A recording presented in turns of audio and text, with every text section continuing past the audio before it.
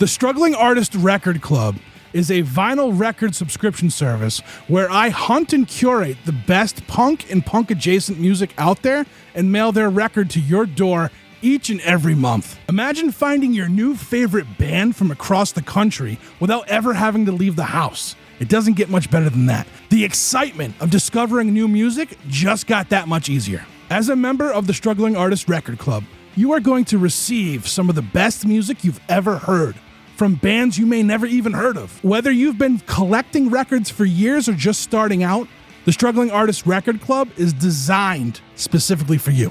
And right now, all new members get a Struggling Artist Record Club exclusive along with the monthly selection. So head to StrugglingArtistRecordClub.com, pick a membership, and start building that collection today.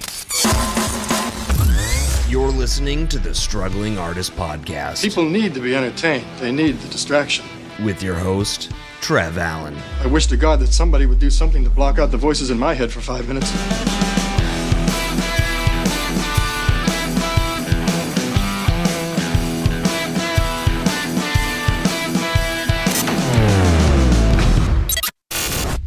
All right, hello everybody. Welcome back to another episode of the Struggling Artist Podcast. Today I have a great conversation with Leila from the Salem, Massachusetts rock band Spirit Hotel.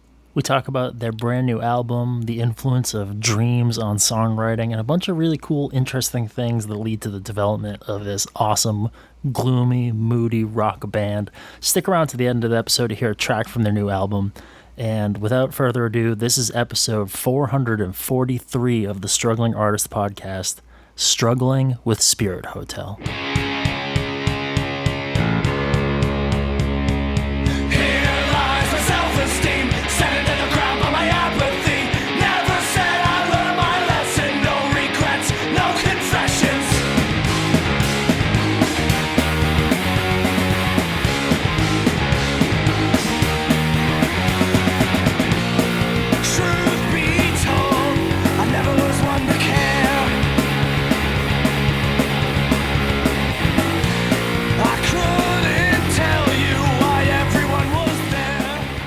Thinking about that, because then afterwards when I went home and listened to your record, I'm like, oh my god, it's like dreamy Murder City Devils. It's like if you were like, and then I kept imagining like the same tracks with like screaming, unhinged, like Spencer Moody on them, and I'm like, what a fucking trip that is.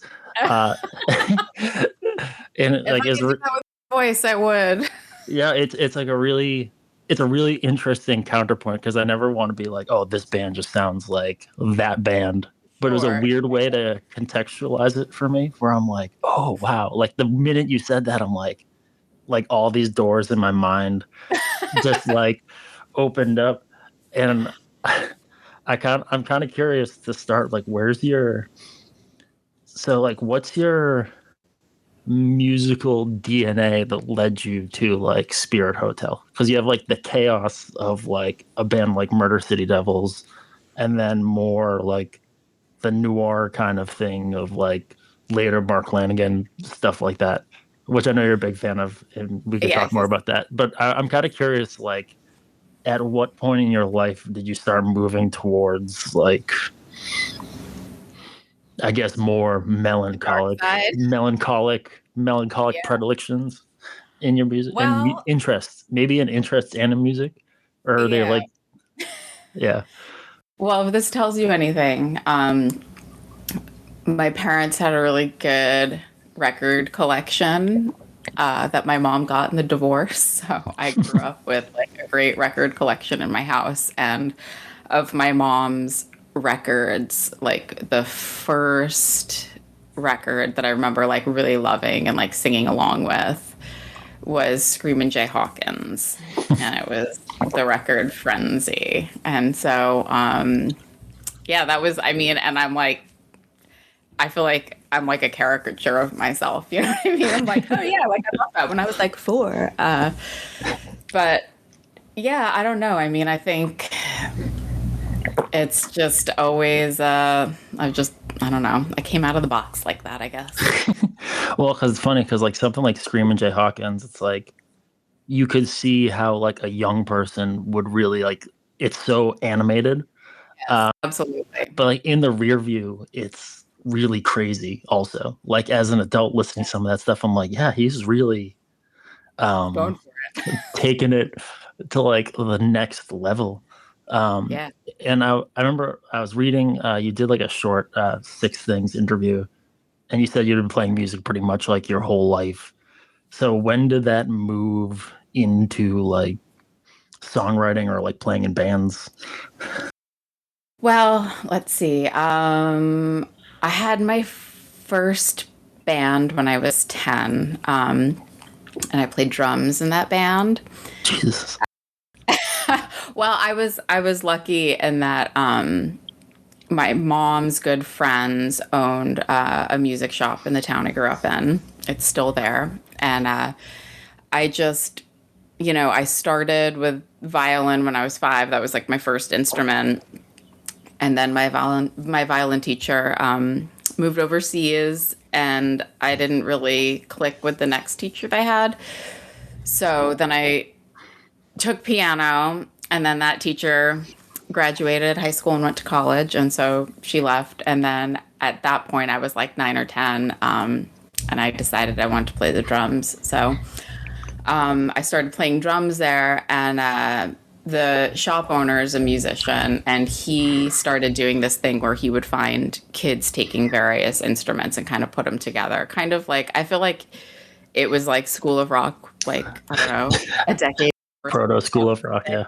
Yeah, totally. So it was cool. We, like, he kind of like taught us how to be in a band. So that was my first, like, young experience of that. And then I ended up, I kind of like ran off to Seattle after high school ended. I'm from upstate New York originally. And somebody was like, oh yeah, like I need a bass player. Like I'll show you how to play bass. And then I started playing bass in a band. And because also like, I feel like that gap in time, like I was just a really shy kid. So like, it's one of the reasons drumming didn't work out. Like, I'm always like, that's the loudest thing on stage. And I like hear you when you mess up. So I'm like, I don't have the personality for that. But yeah, then I was a bass player in a band in Seattle. And it was around that time, like in my late teens, that I kind of started writing some songs. And then, oh my God, sorry. Do you hear my phone dinging? Yeah, no, it's no problem. No problem though. So yeah, like around that time, I started to kind of like write some songs on bass, and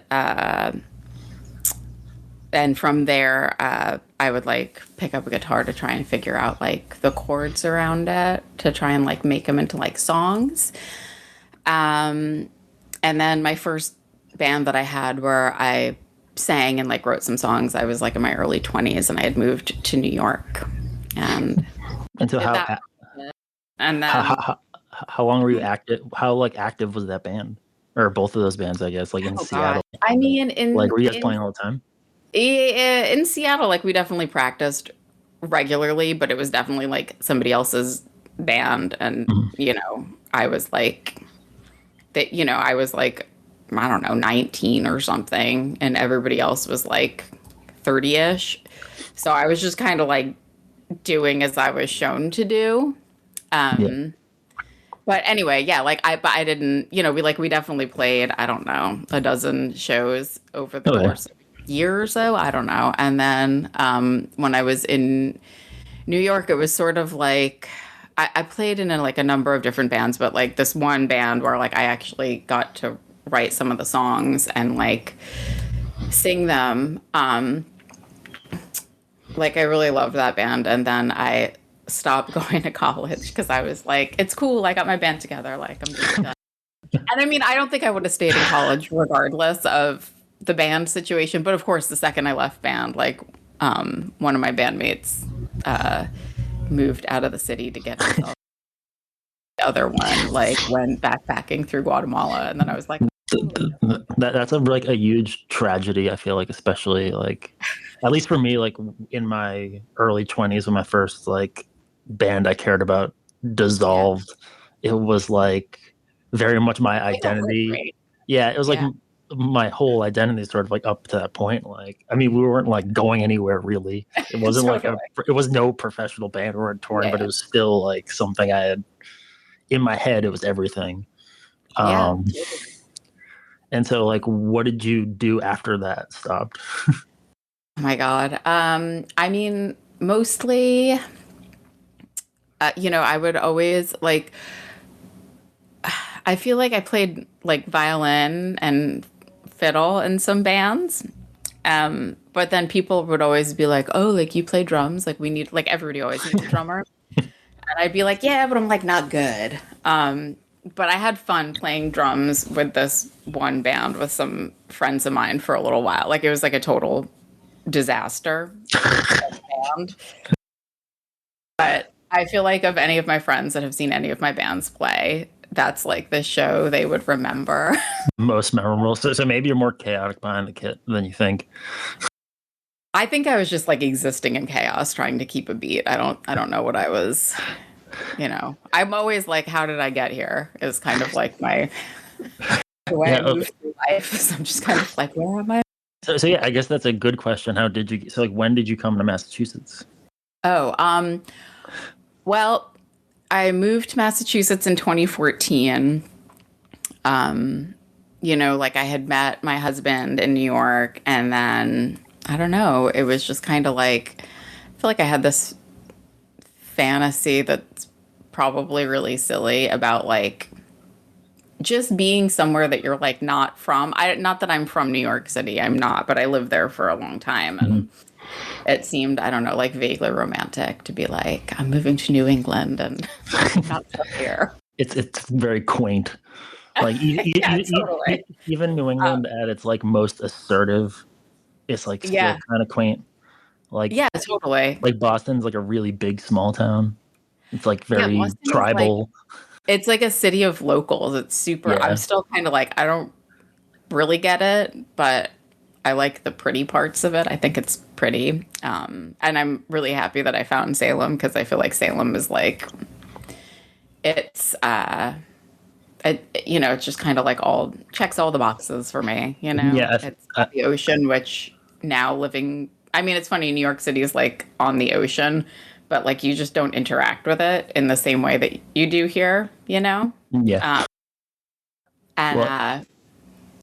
Yeah. No, keep going. No, but it's great. And I feel like, Salem's like a little bit weird. And I feel like since I have like a thing for, I just like tourist towns, and I like I always like fantasize about what Cape Cod is like in the winter, like the idea of like what's going on when it's not tourist season. And it's like mostly tourist season all the time here, but it's definitely like summer's like really cute and fun because it's not over the top yet, but there's like lots to do. Yeah, it's like I grew up in Peabody, Massachusetts, and so like to me, Salem was like the most romantic thing. I'm like a mile away, like lived sort of right on the border, and like I left there when sort of right around the time you moved. I guess I moved out of Peabody in like 2015, 2016, and that's when I feel like a lot of people were moving there, and local music started to really expand to like a wide degree with like Opus and then Kodo and all that stuff, and it was crazy. Because I remember they're having these like Monday night shows at Opus, and all of a sudden you'd have like 100 people to see a punk show on like a Monday night. And so like how long did it take you from moving to Salem to like get back to playing? Or I guess assuming you had stopped when you moved. Yeah, I had. I mean, I feel like life. I think like I thought about this a lot because I feel like I kind of, like New York is just so relentless, and it's like my favorite place like on earth, like pretty much hands down. But I realized that I think it was harder for me to have a creative practice there, and I used to kind of be like, oh, it's because you're always just like working so much and then you're tired. And like the work I do involves like talking to people all day, which I feel like I kind of have to like shake it off to get into like a, back into my own like headspace. But I think part of it too is like I always think about being a kid, and I grew up in the middle of nowhere, and that sort of like expansive like boredom of being nowhere, I think fuels creativity. So I think Salem's not boring, but it's like, it's like the quietest place I've lived as an adult, and I think that contributes to being able to like be creative. And also, COVID was really when I started writing songs again. Like I started, probably like around the time I even moved to Boston in 2014. I feel like a lot of the time music will just like, I'll have like a phrase or like a little melody or something that'll just like randomly like occur to me one day. And it hadn't happened in a long time. And then I feel like my last few years in New York, like I mostly was just learning cover songs, like just weird old songs that I like to just give myself something like musical to do. Mm-hmm.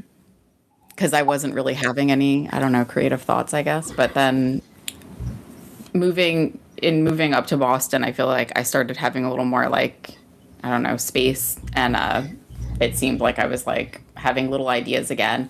And then when everything shut down during COVID, that was really when I was like, oh, I can like write something. Like I can like pay attention to these little ideas in my head, and started writing stuff. So, like some like, it's weird because I feel like COVID went like two ways for a lot of people, like people who were really creative, actively creative, and people who were just like, I don't know. Like for me, like I couldn't do anything really. Like I was heavily not inspired. It was kind of a relief because I was like, I guess I'm just wake up every day is the same, and that's fine. Yeah.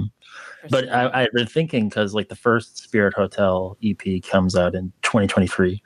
And so then it got me thinking, I'm like, okay, so this seems like a COVID genesis project. Totally. Like that seems like right around the time frame where I'm like, okay, this is probably something that began, or like the seeds were planted like around that time. And so I guess, like, how did it formulate into like go from you like working on stuff to a band, to a project, to a band? I mean, really, like, I went and recorded with my friend Jeff Berner, who's in New York at Studio G in Brooklyn. And I went to him because, I mean, a million years ago, when he sort of first had his first studio, he was like, and we met, he was like, oh, I heard you play music. Like, if you ever want to record something, let me know. And then I just waited a really long time. And I was like, I know you have like a real big career now, but like, is that still an option? And that was how I ended up like recording, because he was like, yeah, sure, come down. And then, I don't know, it's like, I felt like I spent so much time with those songs, and I put them out, and then I was like, well, there they are. And, I felt like I was still like writing more and more.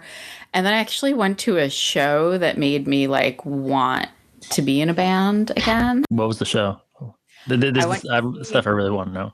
Like, I love when that happens. I know. No, it was great. I went to see The Velt. Do you know them? I don't. They're amazing. It's like, if you know the Ray Bradbury story, The Velt. That was what they were named after, but it's VELDT. I feel like it's not a word everybody knows. But they're incredible. And it was at O'Brien's. I had like heard of them because I really like Brian Jonestown Massacre, and they had the Velt open for them for a few shows in some part of the country. And I was like, what is this band like? I was like, have I heard of them before? I don't know. But anyway, I went to see them, and it was just like, I don't know, like there was just something about watching them and, chatting with them afterwards. And they're like, oh, you play music? They're like, are you playing out? And I was like, no. And I was like, I don't enjoy that answer. And so that was sort of like that was the beginning of 2024 in January. And I was just kind of like, I feel like I just was like, okay, like I'm going to see if I can find some people It's time.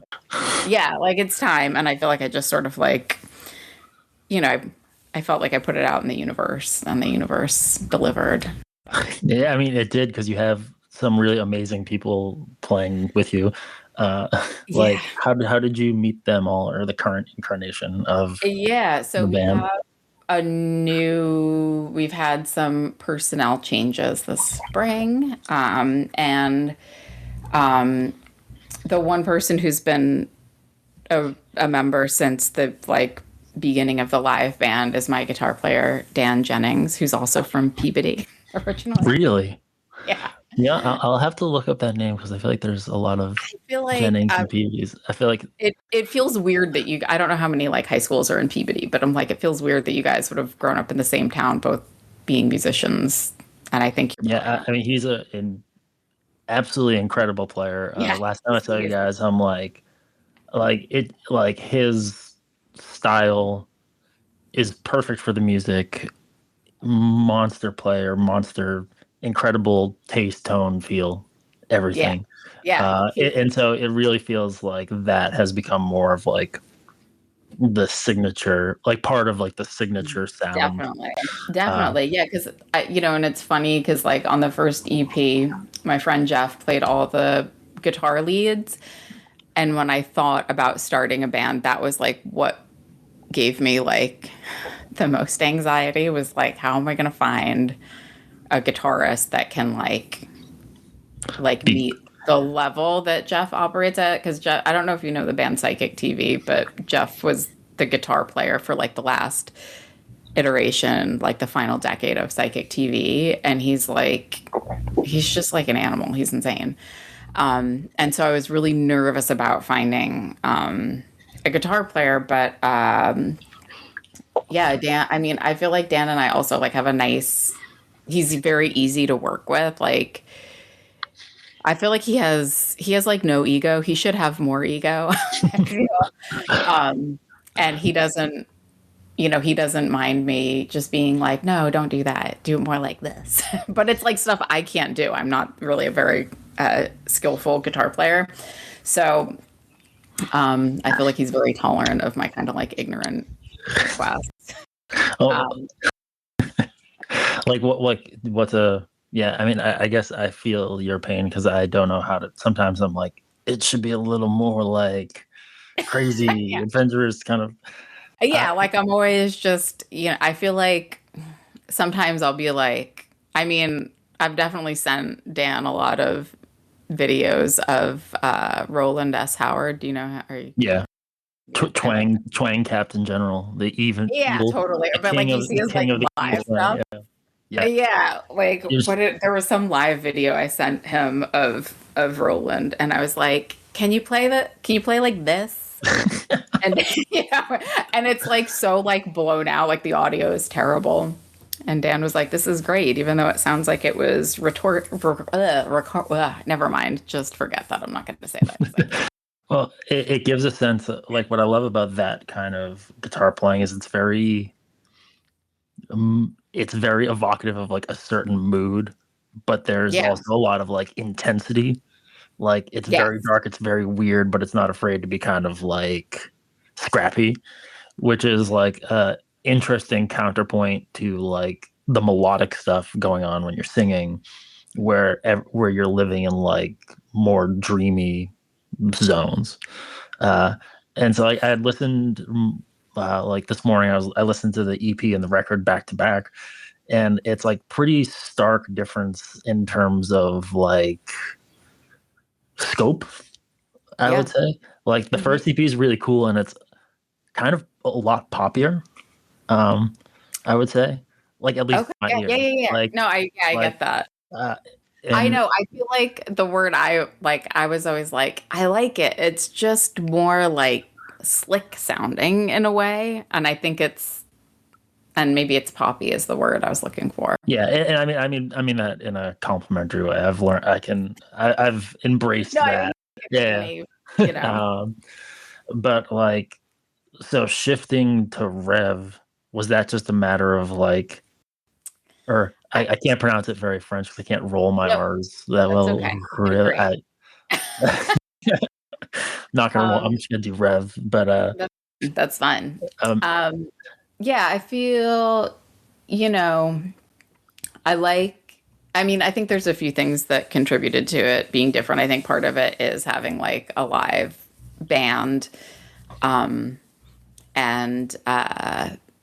like even I think of like the drums on Roulette were like the only like live drums on the EP. And the drummer who played that, Richard Solino, like he's like a professional drummer. And he was able to do that. He did it in like 3 takes or something, and then just played the whole thing all the way through like perfectly. And I was like, okay. But I feel like that is different than sort of like I don't know, I feel like it's different when you like sit with the songs for a long time, which it felt like, like collectively as a band, we all played them a bunch and we played shows, and I don't know, Dan changed his pedal board 15 times. It just, I feel like there was more and it's more people playing. I always feel like that's a big part of it when you have, maybe like the producer sort of like masterminding everything. Like you have one, like that's one kind of voice in there, and then like the songwriter's voice as well. You know what I mean? Like it was more like limited, but then have more people involved in making it. It just, I feel like it gives it a little more like textures or more. Yeah, like there's more like groove. For sure. Like a lot of the songs have this kind of like I mean, obviously this is audio, so people can't see me doing like this wave with my hands. But like, like walking down the street, slow motion kind of groove. Hopefully that like sort of paints a picture. But what I thought was really cool is like at what point, like, because the guitars are really awesome, but at what point was it a choice to give like a lot of like synth, and it's not a very crowded mix, so like it could have easily gone to like more chaotic guitar kind of record, but it's very synth heavy, very vocal forward, very dreamy in like the production aspect. And did that just sort of like happen, or was there like a choice where you're like, I think we need to go in this? Yeah, I love that because I think about that a lot, like with other bands. Like there was some band I was listening to, and I'm like, do you think they were trying to sound like this? Or do you think this is just what happened when you put these 4 people in a room and like that's kind of just like what they sound like? Do you know what I mean? Yeah. Yeah. And so, yeah, I think it's interesting that you call it vocal forward. I have like a whole weird thing about like singing. Like I don't really think of myself as a singer, which is silly. Very, very typical front person thing to say. Is it? Okay. Well, I feel like it's like either goes that way.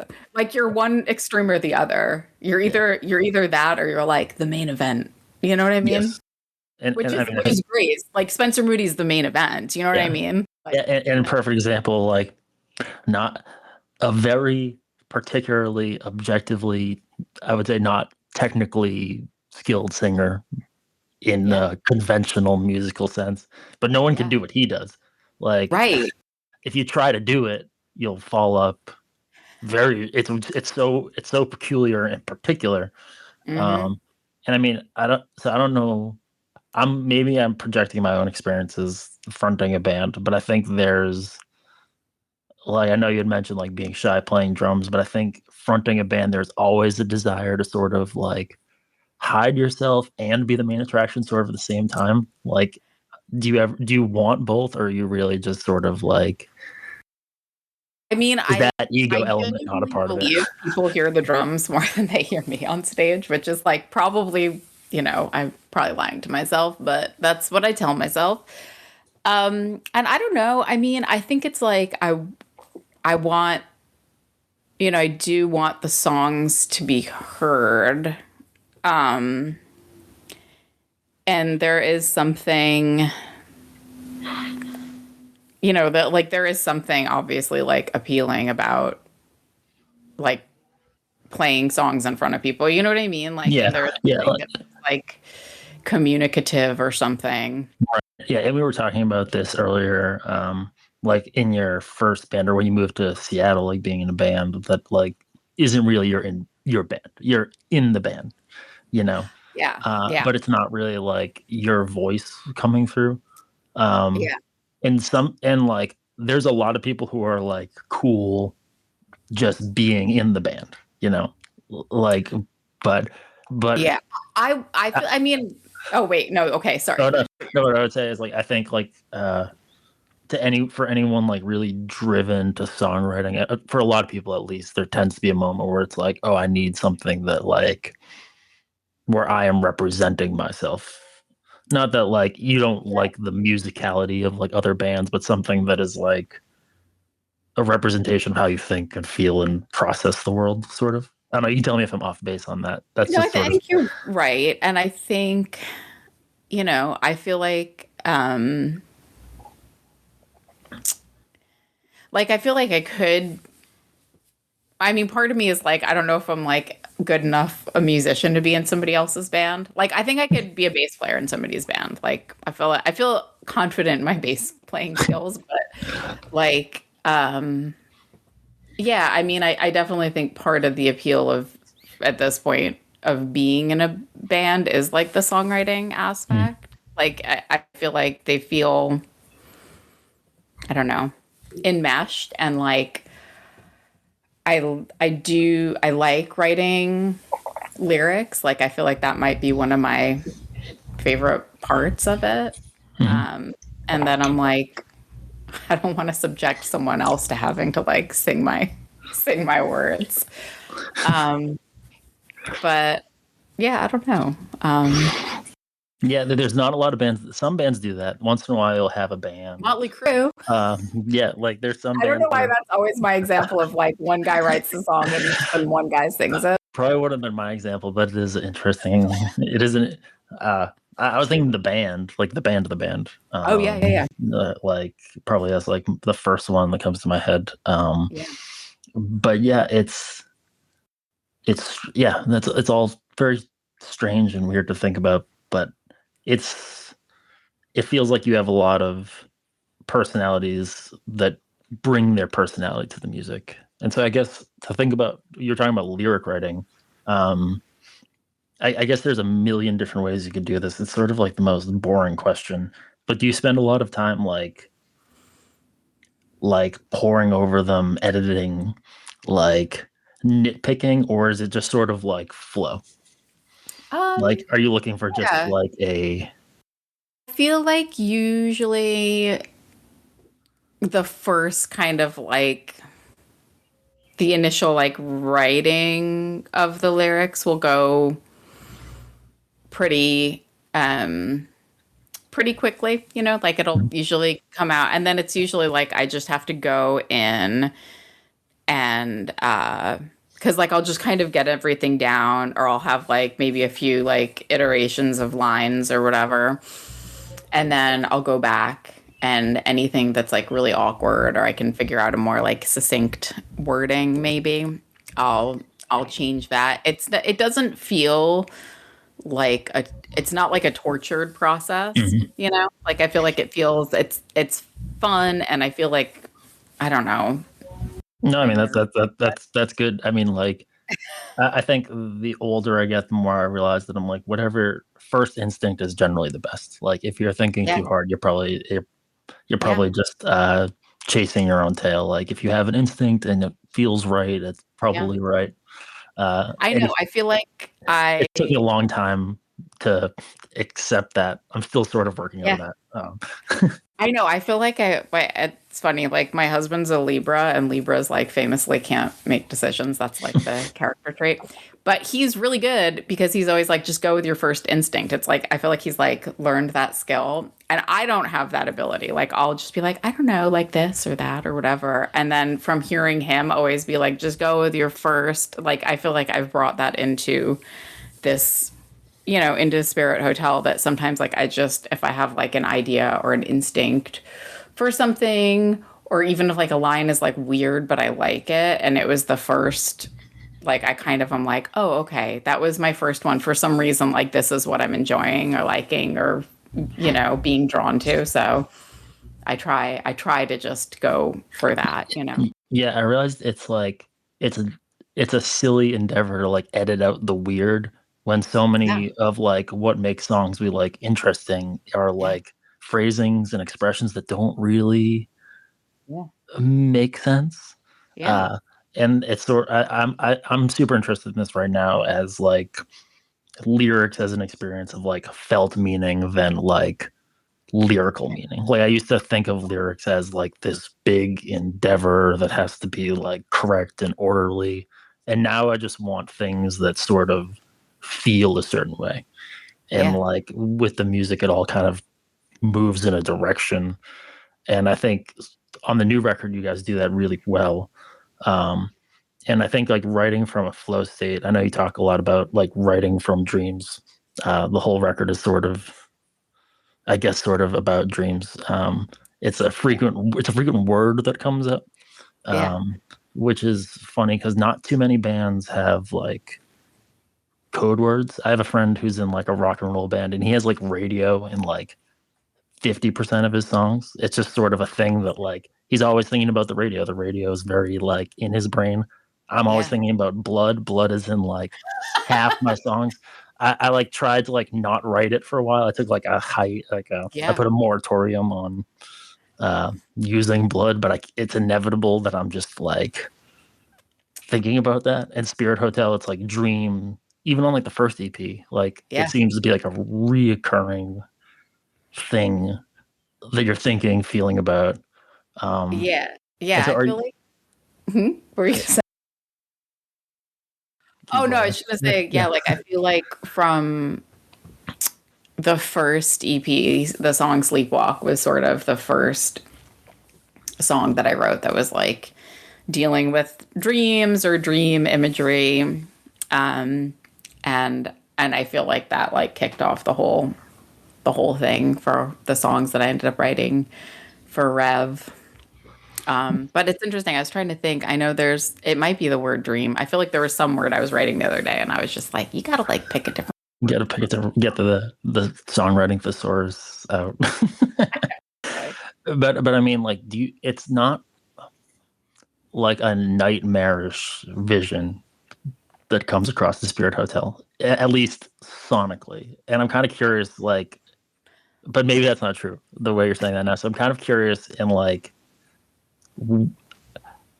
how directly you're thinking about like your dreams to the songwriting, um, if they're connected, and like Interesting. what's your experience like with like, is it like horrible nightmares that sort of connect to like directly connect to like the dreaming themes, or is it a little more abstract than that? I feel like it's probably more abstract, but I'm just kind of curious on like what Yeah, you I think mean, about that. I think it's more. I mean, I feel like I have jokingly, maybe not jokingly, started thinking of the music as like the sound of existential loneliness. That's a beautiful way to put it. You should put that. You should put that in your bio. I know. Uh, I was uh, thinking uh, about it. you should. You should. It'd be like a good Oh, page sticker. yeah. And I think I don't know. I mean, I feel like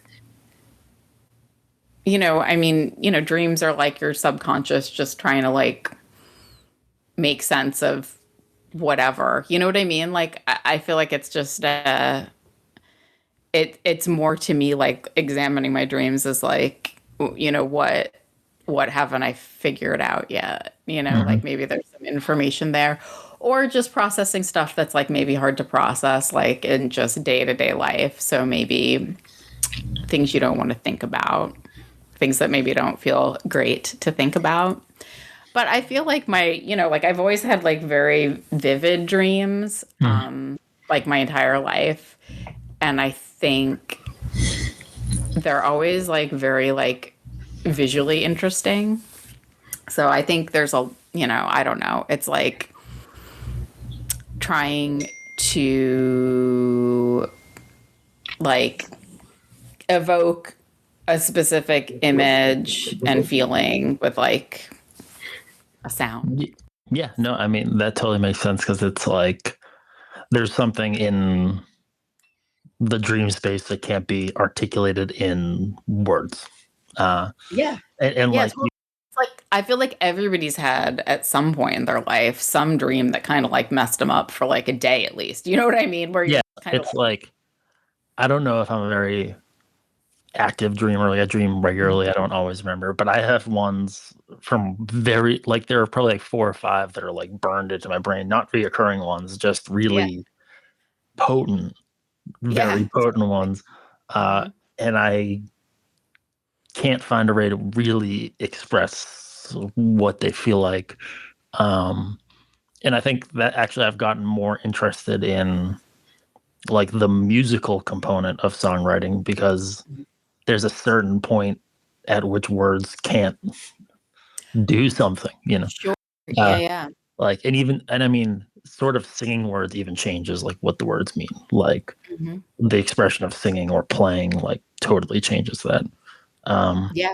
so I guess like when you guys are constructing songs, um I can't believe I'm going down this question rabbit hole because it feels like this is like the most generic thing. But like, are you bringing things like musical sketches and stuff to the band, or are you working stuff and then like generally like? And I mean, it might not be Yeah, all like how like one or the other. collaborative Yeah, like is or it? just like how the work works, you know?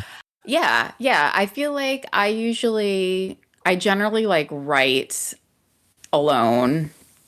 And then it's like too weird to stand there and like play something you wrote in front of people. I think, you know what I mean? So I'll make and also it helps me to like make like a like a bedroom recording to Mhm. like to make sure I don't know that I've covered all the things that you're supposed to cover in a song, I guess. Like, you know, like kind of like how Yeah. long is it? Does it have a bridge? You know, like I don't know. So I'll usually make a little bedroom demo of the song that's like guitar, vocals. Sometimes I'll have really specific bass lines in mind, and then so I'll put the bass on there too. And then I'll usually, I feel like I'm really bad with all technology, but I figured out how to make like really simple like drum beats in GarageBand, which I felt like I had like conquered the world when I did that.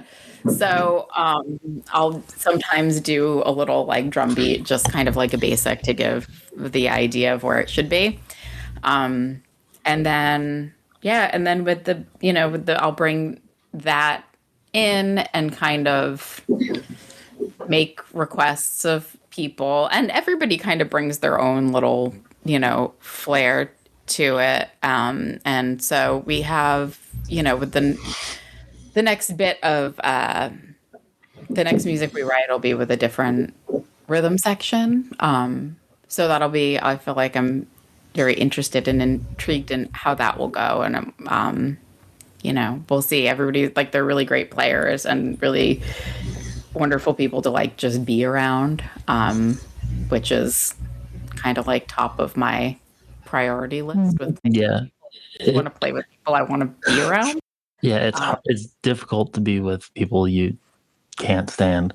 Uh, it's I don't know if I've possible. ever played with anybody that I can't. Maybe going way back, I played with some people that I couldn't stand, but I don't think I've played with you anyone know, I can't stand, but I've certainly been in bands that were like volatile. I guess yeah, I would put it that way. yeah, Sometimes yeah, that's good. Sometimes that can bring out something in the music, sure. but it's not. I don't know. At a certain point in your life, it's not something you really seek out. You can't like move forward with that. I don't think. I think you can only get so far with that kind of Yeah, thing. But yeah. Well, those things they generally explode in very yeah, grand on stage fashion. if you're lucky. I have. Have you ever seen a band break up on stage? I have. I have. No, no, with the band I was saying that all my friends like remember the show, there was like an immediate fist fight on stage. Like amongst the band members. Which amongst the band? Yeah, I've seen that happen. Pretty cool. Memorable, memorable. I know. I mean, well, you Or were only you really get to fighting do like, anybody, or huh? was it your band No, fighting, or was it the like band, but basically it was a very small stage, and the singer sometimes just, I don't know, like it was like he would want to like ruffle my feathers, and I'm like, I don't really know what that's about. So I felt like he was kind of like needling at me all day, and I was like, okay, whatever, I'm just gonna play the drums. And then when we started playing, he immediately like knocked over half the drum set. And then the bass player, who's kind of like a brotherly figure to me, punched him and knocked him off the stage. And then it was just like that was now we're talking now we're talking now we get some true lore going. ridiculous. And Um, and it's kind of a like one other thing I wanted to talk about that's kind of interesting is this is a really cool summer for Spirit Hotel shows, yes. and I want to say it's cool and awesome. And how do you feel being the melancholic rock band on like the heavy metal show? I Like love it. this like Yeah, I like think that's like the coolest spot. Like I'm sort of like I think yeah, like I guess like what's your I don't know. I guess I just want to say that's cool. um, like, thank and I you. love that because it's sort of like I love Yeah. those. I love the idea of music as mood, not as like Yeah. genre. So I'm Yeah. like, No, oh, like yeah. really heavy, slow bands are evocative of a certain mood. Yeah. And you guys are evocative of a mood that's not that different, even though musically, conventionally, people might not see it as similar. And so you guys are Yeah. playing Summer Gloom at the beginning of August, and then you are Mhm. playing what's the Doomfest at Ralph's We at the end of did Ralph's at the end of August. Yeah. Yeah. Our first show this summer is going to be is we're actually opening for that band, The Velt, that I was talking about That's right. that I What's the love. date on that? We'll get all these dates. Yeah. I'll get all these That's dates after. I'll put yeah. them in the notes. Yeah, yeah. That'll be July 11th at Sonia. It's going to be the Val. We're opening the show, and then Vivid Bloom and Lavina Falls, who are both like local amazing bands. If you haven't Yeah, heard them, like Vivid Bloom's amazing. yeah, they're amazing. And I saw Lavina Falls. They with the Velt they opened for the Chameleons like in May, I think, and that was like I had heard them, but I hadn't seen them, and like they were just, I mean, just like everything. You know what I mean? Like the musicality, they're like sort of how they are as a band together, like their kind of on-stage chemistry. And their songs are just like really interesting. Like I feel like that's always I don't know, like that's always like what ultimately does it for me. If like I don't know, something happens in the song that I did not anticipate happening, that's like I feel like what keeps me like, listening. Yeah, it keeps you like in something to engage you like Yeah, in yeah. songs. Like I've seen a lot of really good bands Yeah. like doing things that I could never possibly do Yeah. that don't quite engage Yeah. with the Totally. audience as much. Yeah. Like, No, exactly what you and mean. sometimes I don't know how to even feel about that because I can't. Like Well, it's I like yeah, mean, they're wonderful musicians, and like I've seen yeah. in my life, I've seen a lot of bands like that. But I would say it's sort of an amazing full circle moment to be playing with the Veld after Yeah, no, I'm so stoked. Like I'm like beyond stoked. like that is sort of like a beautiful like circle of like where this band is at now. Yeah, it definitely feels like a moment. So yeah, I'm really excited for that. And then yeah, and then Summer Gloom, we're gonna play the closing show on Sunday, August 9th at Deep Cuts. And yeah, Summer Gloom, what did you say? Music is mood.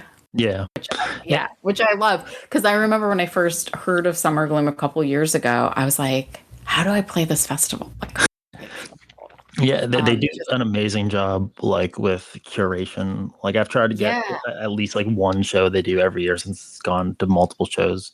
But like yeah, every time there's a band that I would think of like for a quote unquote originally marketed as like a doom festival, like a band that is yeah, sort of out of that box, yeah, like a band that's more of a folk band or more of like a gothic band. yeah.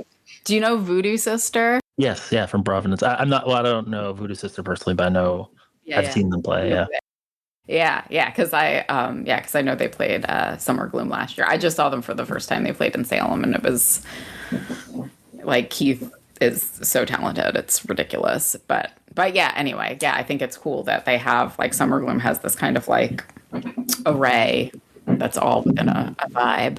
So Yeah, and I'm it's excited that I was finally like invited to come play. I'm like, yes, done. no, yeah, that's awesome, and it's kind of like sorry, I got some noise below me. 1 second. What was that? Sorry, there was just some chaotic noises under me. I think my downstairs neighbor's installing ceiling fans. Oh.